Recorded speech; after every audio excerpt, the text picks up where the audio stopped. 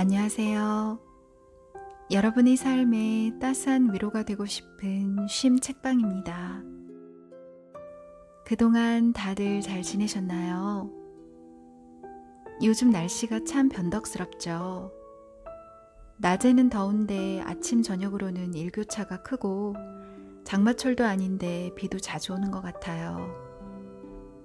변덕스러운 날씨와 힘든 일상 속에서 너무 지치지 않으셨길 바랍니다.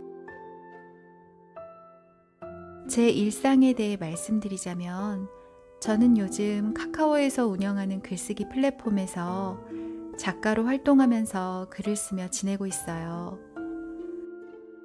그동안 책을 읽거나 일상을 살아가며 떠오른 이런저런 생각들을 담아 다양한 글을 썼는데요. 앞으로 이 채널에서 조금씩 소개해드리고 싶어요. 오늘은 제가 쓴 에세이집 평범해서 좋다 중에서 글 2편을 읽어드릴게요. 그럼 오늘도 편안한 시간 보내시길 바랍니다. 구독, 좋아요, 알림 설정 잊지 않으셨죠? 더 좋은 영상을 만드는 큰 힘이 됩니다.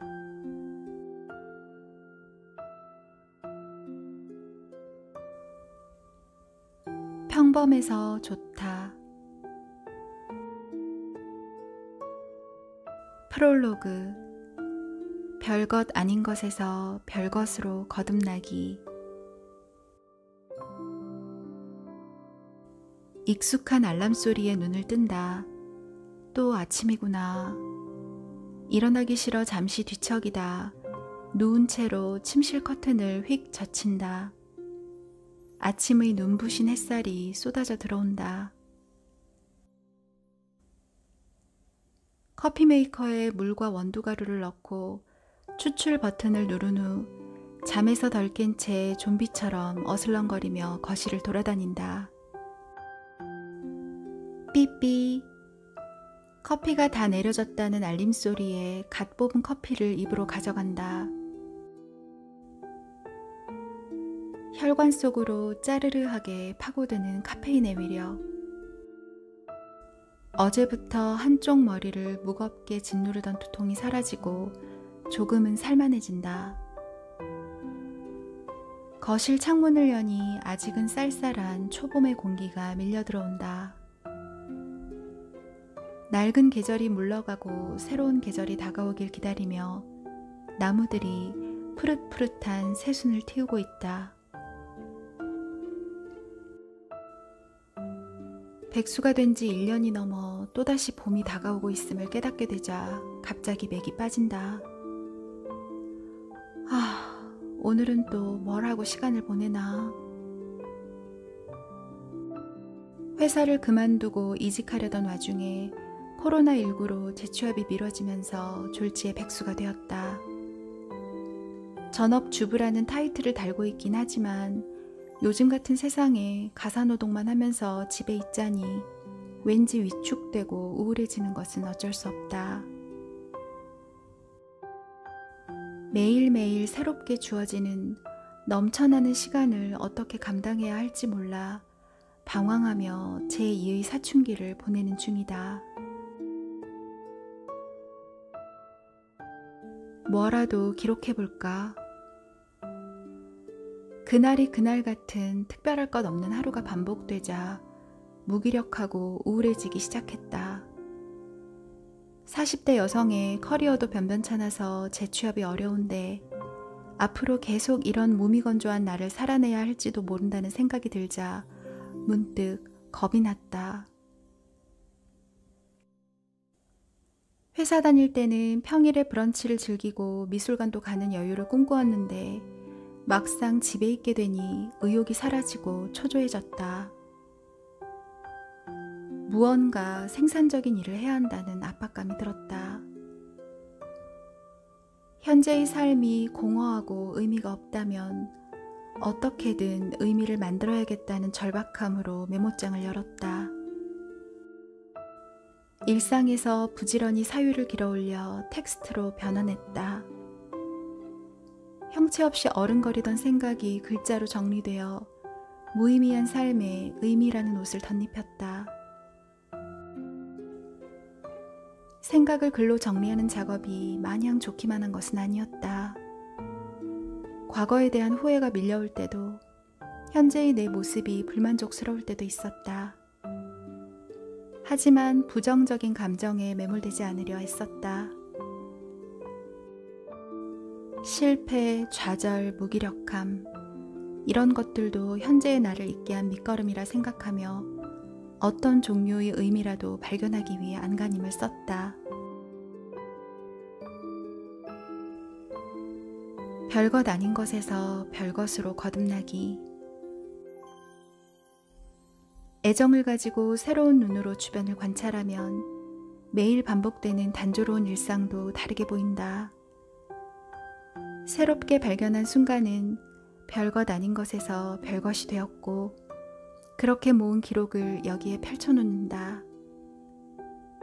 지극히 평범한 사람의 삶의 기록이지만 이 글을 읽는 누군가에게 작은 위로라도 되었으면 좋겠다.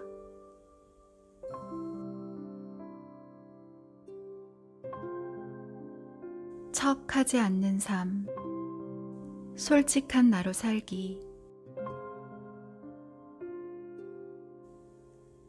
가끔 가는 커뮤니티 사이트에서 소소한 홈카페 일상이라는 제목의 글과 사진을 본 적이 있다. 화려한 문양의 찻잔과 접시에 담긴 음식이 먹음직스러워 보였다. 보기 좋은 떡이 먹기도 좋다는데 맛있겠다. 예쁘게 해놓고 사네. 이런 생각을 하며 밑에 있는 댓글로 시선을 옮겼다. 어머, 찻잔 이쁘네요. 어디 건가요? 로얄 코펜하겐이에요. 혹시 구입처 알려주실 수 있나요? ABC몰에서 샀어요. 가격을 검색해보고 찻잔 하나에 10만 원이 훨씬 넘는다는 사실을 깨닫고 내가 모르는 소소하다는 말의 의미가 또 있나 생각하며 게시글을 닫았다. 비단 이런 경우뿐 아니라 직장 생활을 하면서도 다양하게 자신을 과시하는 사람을 만날 수 있다.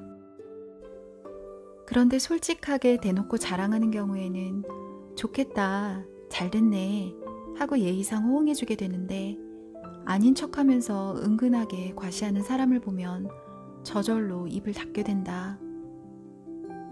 너무 자랑하는 티가 나면 속물처럼 보일까 하는 우려감에 그런 행동을 하는 것이리라 짐작은 되지만, 그래도 이해가 가지 않는 것은 사실이다. 겸손이 항상 미덕은 아니고 때로는 있는 척, 아는 척하며 자신을 포장하고 내세울 필요가 있다는 걸 사회생활을 통해 터득했지만, 성격상 과시하는 것과는 거리가 멀어서 잘 안 된다. 수많은 모래알 가운데에서 내가 더 반짝인다고 외치는 듯해서 왠지 낯간지러운 느낌이 든다.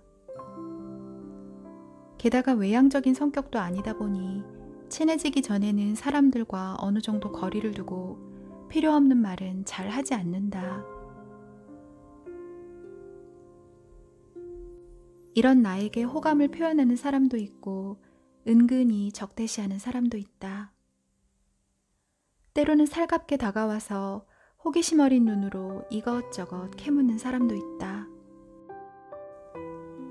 어찌나 화술이 좋은지, 순식간에 동네는 어딘지, 아파트는 몇 평인지, 남편 직업은 어떻게 되는지 개인정보를 다 털린 적도 있다.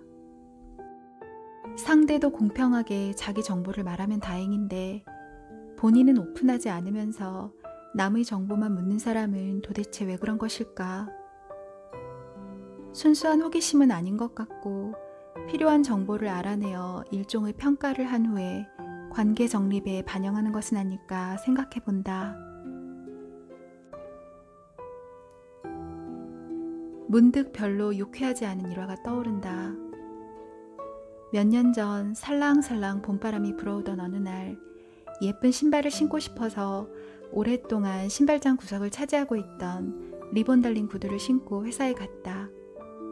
그런데 그날따라 별로 친하지 않은 후배가 갑자기 말을 걸었다. 구두 예쁘네요. 그거 A 브랜드 거죠? 그녀가 말하는 브랜드는 내가 처음 들어보는 것이었다. 나는 그런 걸 따져가며 쇼핑하는 스타일은 아니고 디자인과 가격을 고려해보고 적정하다 싶으면 구입한다. 그 구두는 언젠가 홈쇼핑에서 쇼호스테이멘트에 홀딱 넘어가서 구입했던 제품인지라 브랜드는 잘 모르겠네. 이거 별로 비싸지 않은 거야 라고 말했다. 왜 비싸지 않다는 걸 강조했는지는 잘 모르겠다. 그 후배가 평소에 외모를 많이 꾸미지 않는 스타일이라 나도 소탈하게 다가가고 싶어서 그냥 얼결에 한 말 같다. 그런데 그녀가 갑자기 입을 다물더니 묘한 눈빛으로 나를 빤히 쳐다보는 것이 아닌가. 혹시 나를 싸구려 제품만 걸치고 다니는 사람으로 오해하는 건가 싶어서 무슨 말이라도 덧붙일까 했지만 구구절절 우스운 변명 같아서 그만뒀다. 아무렇게나 생각하라지. 그 구두가 비싼 브랜드가 아니어서 내가 느낀 자격지심이었을까. 아무튼 평소에도 그녀는 뭔가 속내를 드러내지 않고 다른 사람의 일을 시시콜콜 물어보는 경향이 있어서 그리 달갑지 않았는데 그 대화 이후로는 더 거리를 두게 됐다.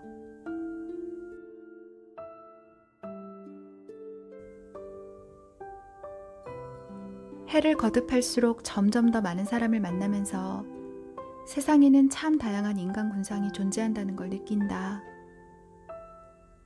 물론 다수의 사람은 성숙한 사회인답게 행동하지만 소수의 뒤틀린 사람이 더 힘들게 느껴지는 법이다. 대화 중에 은근슬쩍 자산이 얼마인지 유추할 수 있는 말을 흘리고 상대의 여건도 떠보거나 물질적인 기준으로 남을 평가하는 말을 거침없이 쏟아내기도 한다. 사람들이 가식과 위선이 보기 싫고 때로는 태연자약하게 행하는 무례함에 넌더리가 날 때도 있다. 이렇게 어딘가 꼬인 사람은 아마도 어릴 적 필요한 시기에 적절하게 채워지지 못한 애착욕구나 열등감 등 다양한 심리적 원인으로 인해 외적인 기준으로만 사람을 판단하게 된 것은 아닐까 하는 생각이 든다. 내면에 결핍이 없는 사람은 남이 자신을 알아주길 바라거나 애쓰지 않는다.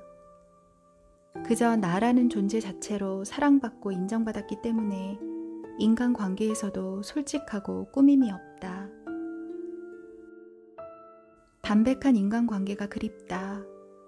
나를 감추거나 포장하지 않고 자연스럽게 드러내 보일 수 있는, 그러면서도 상대가 나를 평가하지 않을까 하고 걱정하지 않는 그런 관계 말이다.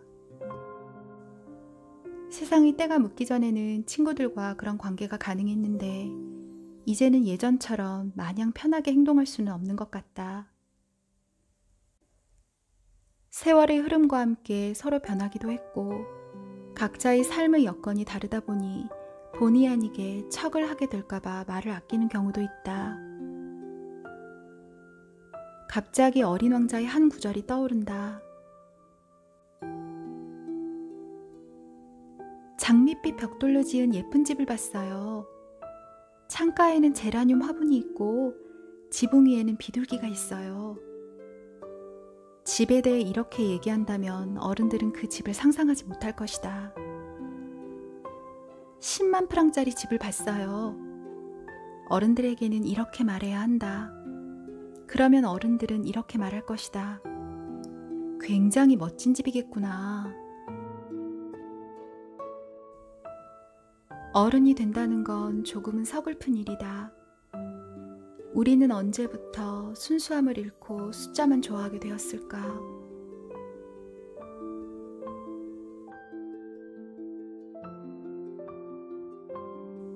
오늘은 여기까지 읽어드릴게요. 편안한 휴식이 되었길 바랍니다. 저는 다음에 더 좋은 글과 함께 찾아오겠습니다. 영상이 계속 이어지니 참고해 주세요. 감사합니다.